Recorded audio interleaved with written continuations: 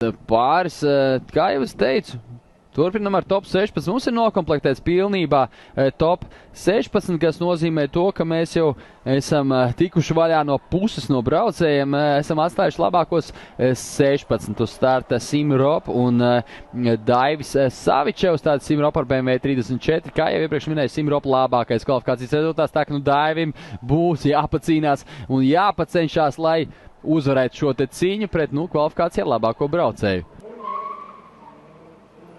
Un aiziet trasē, dodas abi braucēji pa priekšu Ropa un seko viņam Savičevs un iemetiens pirmajā līgumā priekšu Ropa un seko Savičevs un mēģina viņš tik pēc iespējas tuvāk, tur praktiski ar taisniem ritiņiem brauc Savičevs.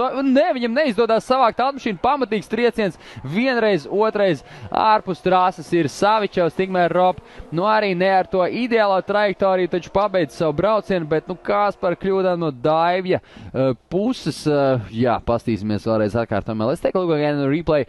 What really happened there? Daivis Savičevs making a lot of mistakes. Here we can see the initiation by Simrop, and Daivis Savičevs already turning his wheels completely straight at this point, losing the balance, hitting the gravel out of the truck, and again hitting the gravel out of the truck. And I think at this point he's feeling like I don't even have a point to continue this.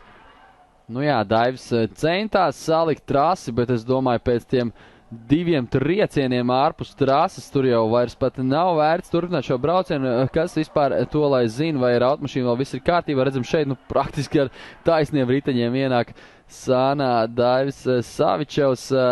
Nepavisam veiksmīgs brauciens viņam.